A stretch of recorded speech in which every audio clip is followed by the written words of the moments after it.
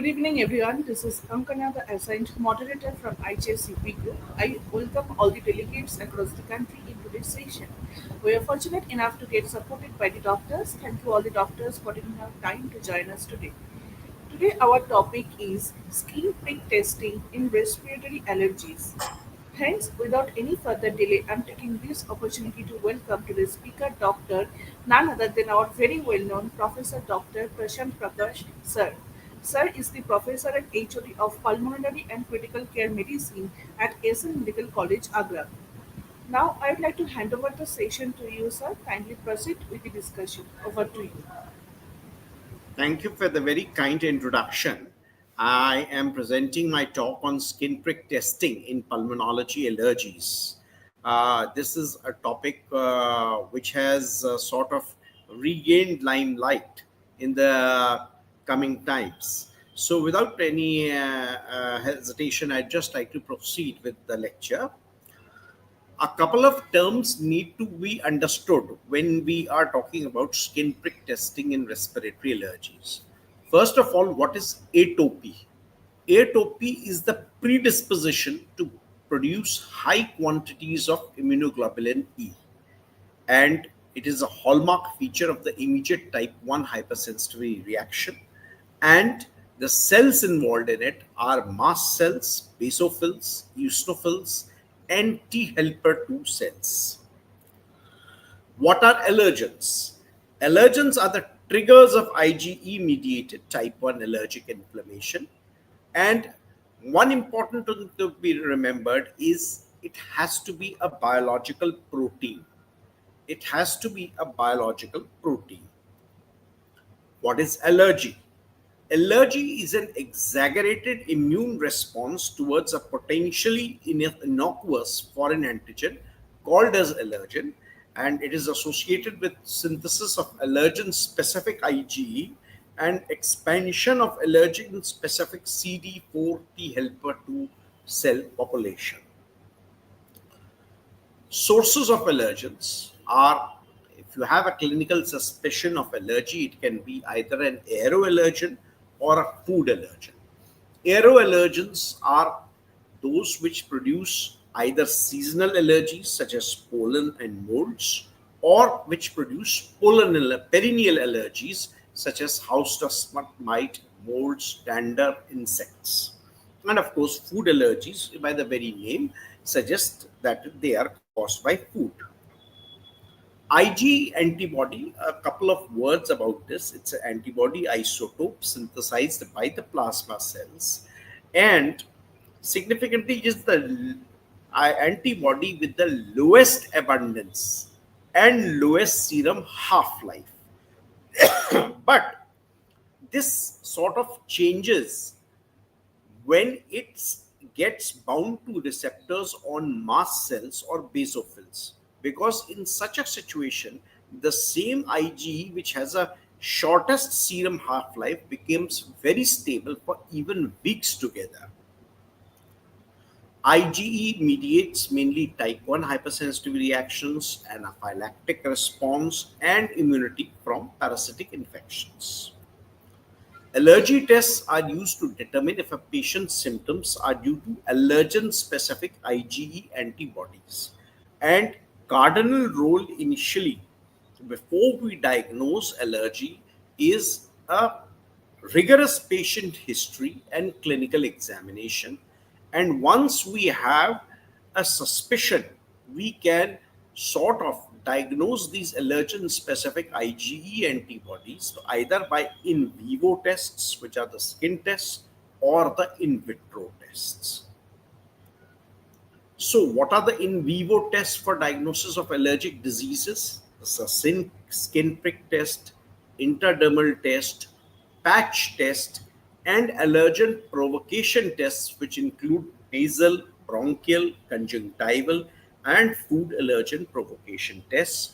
Provocation tests are of, let's say that they need a very hardcore environment to perform these tests.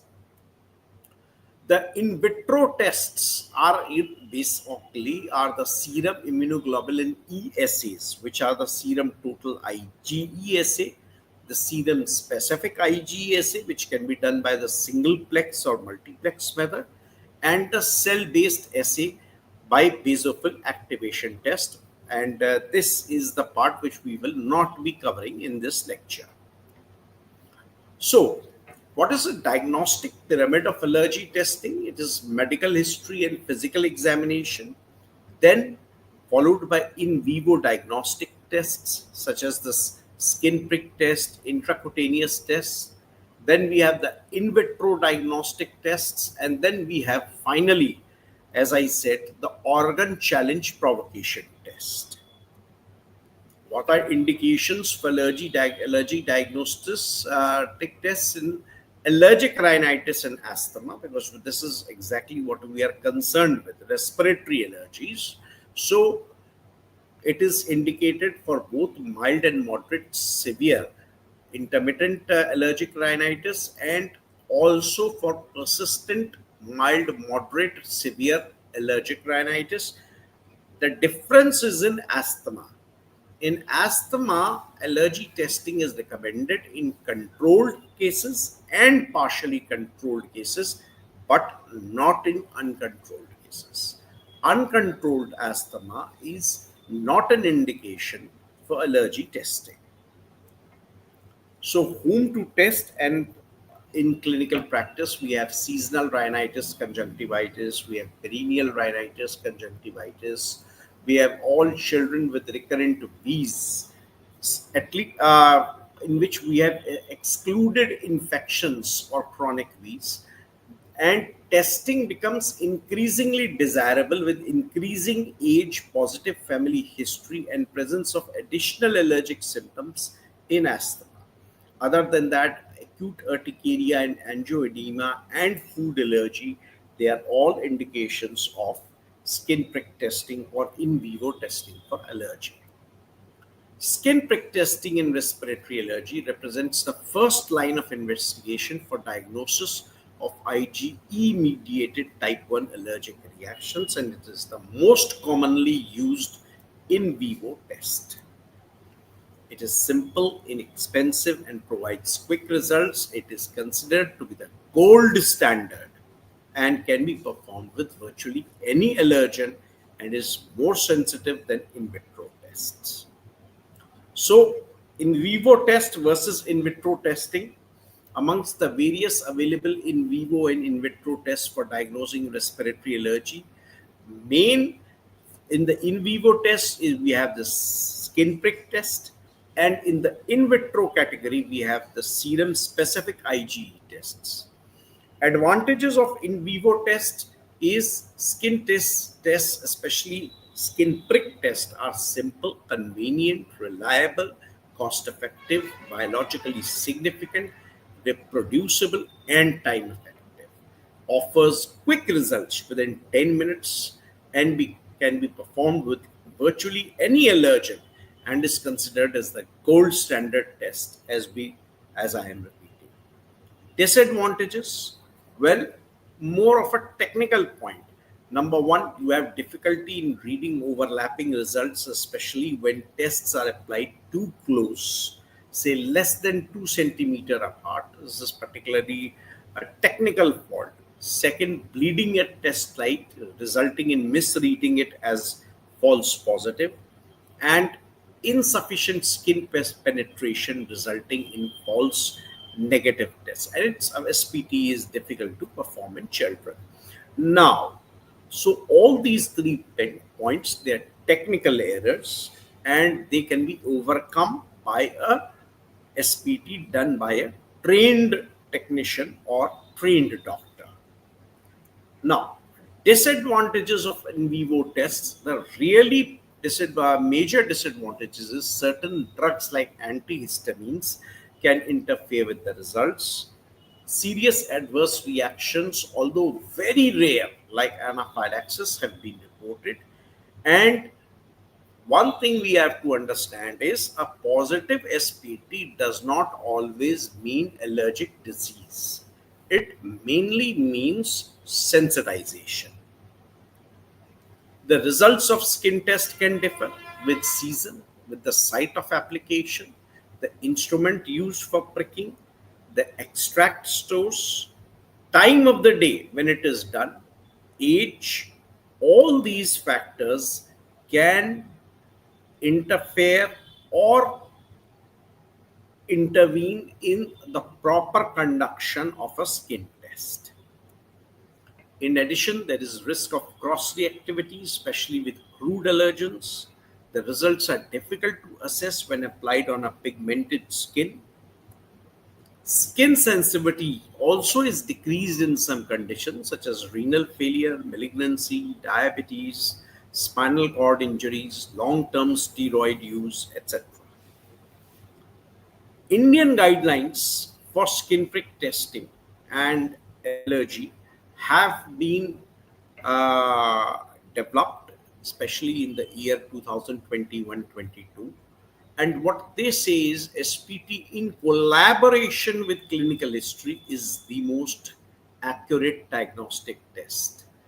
Mind you, the word in collaboration with clinical history. Intradermal test has a higher sensitivity, but its diagnostic accuracy is limited. An in vitro test, that is serum specific IgE, is both less sensitive and less specific compared to SPT. So, SPT with standard allergens is the gold standard for allergy diagnosis. This is what the World Allergy Organization 2011 says. This is what the EACI position paper 2012 says, and the AAAI and ACAI practice parameters also say the same thing when it comes to SPT. So the sensitivity and specificity of SPT versus serum specific Ig, that is in broadly speaking in vivo versus in vitro. SPT has a specificity of 70 to 90% and sensitivity of 80 to 97%. The serum specific Ig has a specificity of 74.1% and sensitivity of 70 to 75%. Hence, serum specific IgE, both in terms of sensitivity and specificity, are drastically inferior to SPT. So, SPT results are better correlated to symptoms than in vitro testing or immunocap testing, both in the case of inhalant allergens and food allergens. SPT can be done to diagnose type 1 hypersensitivity reaction mediated allergic disease, and it has been used for diagnosing sensitization to different proteins. It's the most common test to diagnose allergic rhinitis, conjunctivitis, food allergy, atopic dermatitis or eczema, and asthma. However, the role of SPT in diagnosing food allergy is still not well established since it has both IgE and non IgE mediated responses. And also, SPT has low specificity in diagnosing food allergy. So, while in these conditions, it's the most common test, the gold standard test, only exception being food allergies, where this has a low specificity of around about 40 to 80%. Indian guidelines for diagnosis of respiratory allergies, which were propounded in 2021 and 22, have said that the only contraindications for skin prick testing are pregnancy and lactation, dermatographism, absence of normal skin, uncooperative patient, and a couple of drugs which may interfere with the action of epinephrine. Suppose the patient develops anaphylaxis. What are those drugs? Beta blockers and ACE inhibitors. Patients who are taking medications which interfere with the test results, such as antihistamines, tricyclic antidepressants, and steroids, they are a sort of relative contraindication to SPT. And you can say that young children are also a contraindication for SPT. So, qualifications regarding for the A person performing in vivo allergy testing should be an allergy specialist or a physician or a pediatrician who has some formal training in allergy testing, or a nurse and technician under the supervision of a physician can also do these tests. Allergy testing, especially in vivo tests like SPT, should be performed at least 4 to 6 weeks after the allergic reaction, and it should be avoided in patients having symptomatic asthma at the time of testing due to increased risk of exacerbation during testing. This is what I had previously also said, that uncontrolled asthma is a relative contraindication for skin prick testing. So, a peak flow of less than 70% in patients with asthma is a relative contraindication for skin prick testing. And so, allergy testing should be performed in individuals with controlled asthma. It has been advised to measure serum specific IgE levels or perform titrated skin tests, especially in patients who are having a high suspicion of developing as anaphylaxis. And uh, SPT may be avoided during respective allergy seasons when the patient is having increased symptoms of allergy, or with an elevated baseline serum tryptase level. So, if any of these two present severe symptoms of allergy or elevated baseline tryptase level, it's best to avoid a SPT because that is a risk factor for development of anaphylaxis. SPT can be performed in children above the years of 5 years of age. That is generally the consensus which has come out in these Indian guidelines on diagnosis of respiratory allergy. A broad panel of allergens which can be selected for SPT is outlined in this table. See, it's not possible for you to test each and every possible agent. So, this is a list of the pollen, the fungi, the insects, house dust mite, dander, feather, which you can possibly test in a pan India scenario. Of course, India is a very big country, it's a subcontinent, and actually, the various studies they have categorized India into five categories: Western India, uh, western, northern, central, eastern, and southern India. And they have brought out a panel for all of these various zones. And an integration of the pan India is represented by this table. These are probably the allergens which you should definitely test. So, this is particularly important because there is a certain limit up to which maximum number of allergens can be tested at one time while performing SPT. And that is in adults approximately 60, and in pediatric age group it is approximately 12. However, a minimum number of allergens should be done, and hence these studies which have brought about a consensus. Suppose a patient sitting in Gwalior, there's a panel of allergens which have been propounded for central India. Suppose a patient sitting in Pune, that is Western India. उसके लिए भी there is a panel of allergens which have been selected, which you can read in these respiratory guidelines. The patient preparation for allergy SPT testing is not something very significant. The patient should always be asked to have a light breakfast at least 2 hours before the test. Someone should accompany the patient. In case of male patients with hairy arms, it's required to shave the arms at least 48 hours prior. There are certain list of medications which interfere with SPT results and duration, and they should be held, or they should be withheld for at least a period of this much. Long acting histamines 7 days, short acting histamines 72 hours. tricyclic antidepressants 2 weeks, long-term systemic steroids 2 to 3 weeks, long-term topical steroids 2 to 3 weeks, and omalizumab even up to 4 weeks. The number and choice of allergen again to be tested should be device decided on an individualized basis on the basis of allergy history, aeroallergen prevalence, exposure to other allergens, and the pollen calendar. And hence we go back to our again that categorization of India, which has been done arbitrarily in these Indian guidelines of diagnosis of respiratory allergy.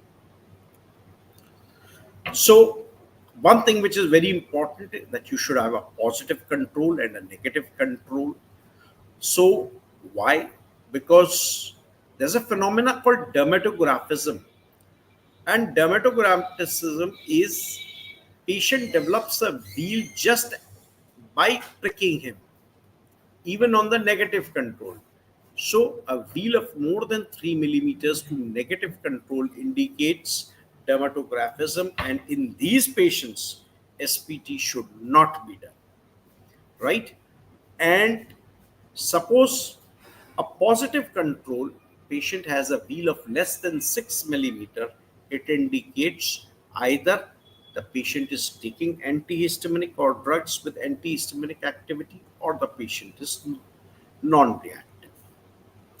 The available negative controls are either 50% glycerol or saline buffer, of which saline buffer is the more recommended negative control.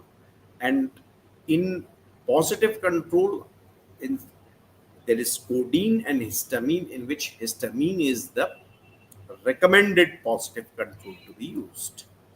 Histamine is commonly available in two concentrations, 6 milligram per ml and 10 milligram per ml, of which 10 milligram per ml is the preferred concentration.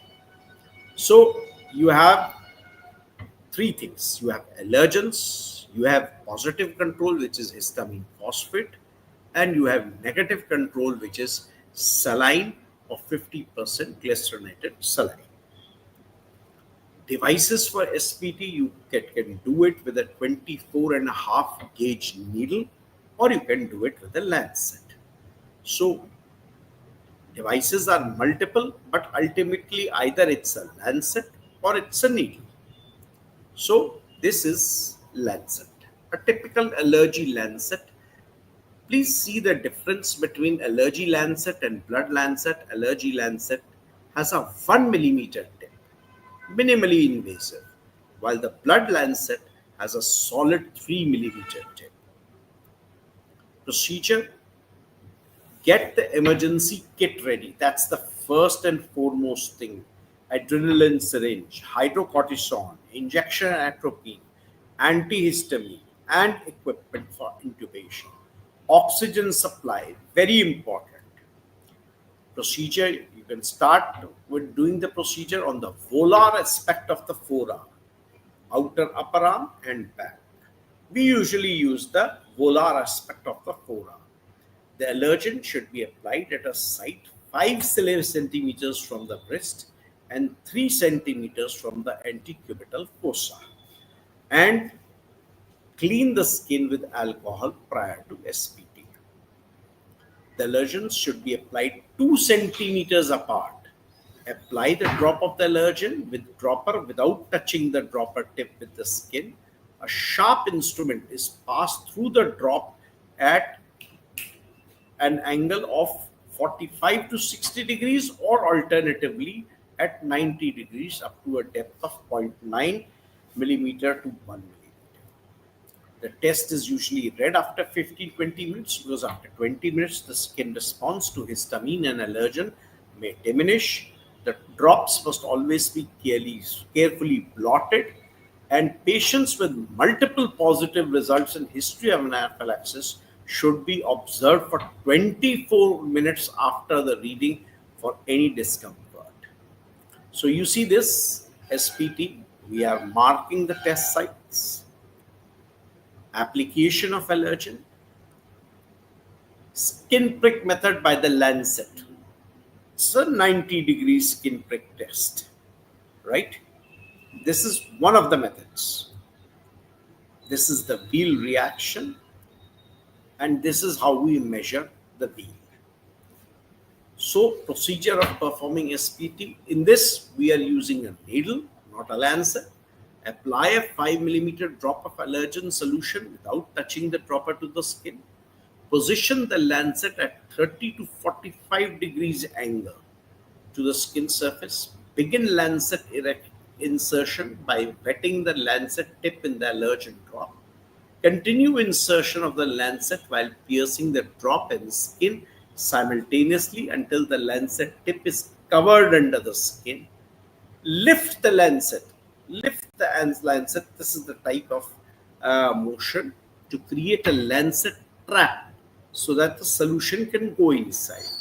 Maintain the tent for just 1 or 2 seconds and then remove the lancet tip. So you are seeing the little difference. While lancet you go 90 degrees, and in this what you are seeing is that it is you are going at a 30 to 45-degree angle. Interpretation of SPT. It is recommended that the allergen be left at the test site for 20 minutes. Histamine control should be read after 15 minutes test, and allergen prick test should be read after 15 to 20 minutes test, because that's the peak time of allergen reaction. SPT reaction should be measured on the longest and shortest perpendicular axis, and the numbers are added and divided by 2. How so? This is how. You take the longest length, midway between this, you take the draw perpendicular, and this is longest length is D, and this is small d. You add the 2 and divide it by 2. This is how we do it, and this is what has been explained in theory. And a mean wheel of diameter of more than 3 millimeters more than simultaneously performed diluent control, that is negative control, is taken as a positive response to an allergen on SPT. So this summarizes sort of it, that if the allergen is giving a wheel of more than 3 millimeter, more than 3 millimeter, it is positive.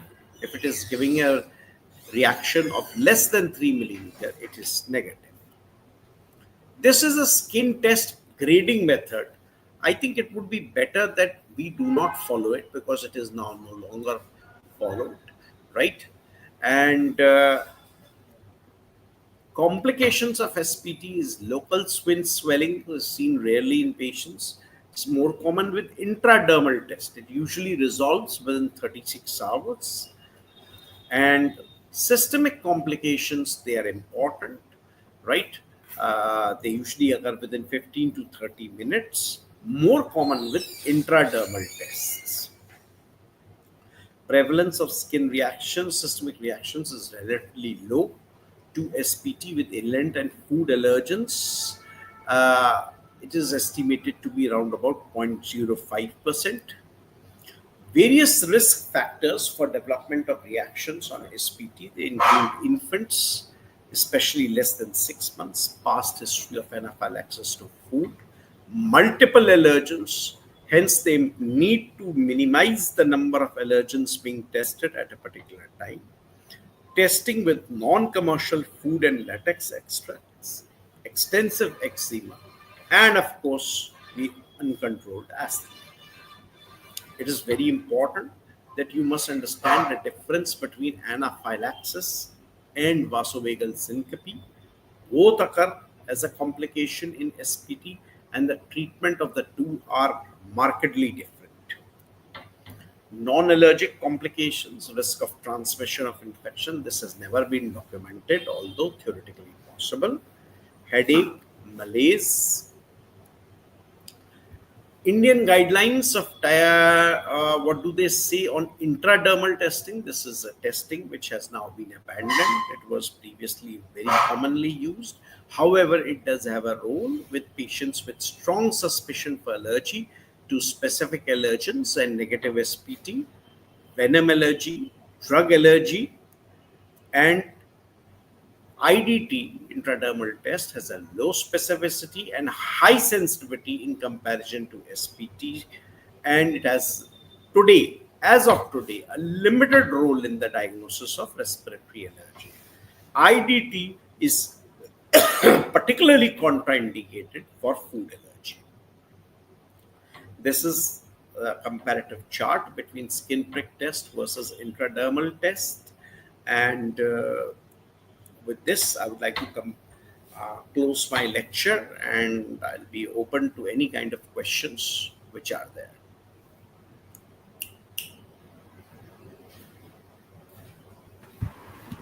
Thank you so much, sir, for this major deliberation. I'm sure our audience got to know so many things from this discussion. Sir, I can see a few questions from our audience. With all your permission, can I put them across? Sure, sure, sure, sure. Okay. How do you decide between skin prick testing and serum specific IgE testing in your practice? Well, there is nothing to decide. Skin prick tests are the gold standard. We have to understand that.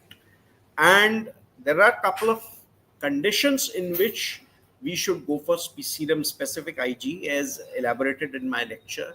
There's a pregnant woman, a lactating woman, a person who has dermatographism, and a hyper anxious patient, and that is very that's a very frequent condition. Patient is mortally frightened of getting pricked. In these conditions, we have to go for serum specific IgE, and but as I have repeatedly said, that it is a second line investigation. It is markedly inferior to SPT, both in terms of sensitivity and specificity. Okay, moving to the next question, that is, at what age is skin prick testing considered reliable in pediatric patients with suspected respiratory allergies? Ma'am, actually speaking, frankly, what studies say that you can do it even in a 1 or 2 year old child. But the broad consensus, which has been seen in Indian guidelines of respiratory allergy, which have been propounded in 2021, they have fixed an arbitrary age of 5. Below 5, do not go for SPT. Above 5, you can go for SPT. The hallmark, the hallmark is that that basically you should minimize the number of allergens at a particular setting, and for that you have some kind of guidelines also. And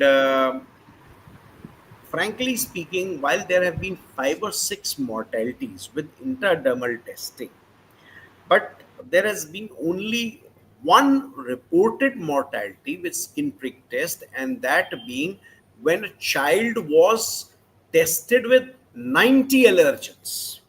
90 allergens. Hence, the consensus that you should preferably not exceed 50 or 60 allergens being tested in one go. In this particular kid, 90 allergens were tested and he had a mortality. And intradermal testing, of course, has a higher mortality for the very simple reason that if you see intradermal testing, the amount of allergen which you are injecting is considerably higher. Okay. How do you manage a patient who develops systematic allergic reaction during skin prick testing? Yes. So while this is considerably rare, still you should be having your emergency tray absolutely equipped with epinephrine, with atropine, with inotropes, oxygen, nebulizations. See, what happens is the main treatment is epinephrine. Main treatment is epinephrine, but since a systemic allergic anaphylactic reaction comprises of angioedema, bronchospasm, so basically you have to have all kinds of supportive care ready. and also even facility of endotracheal intubation should also be there.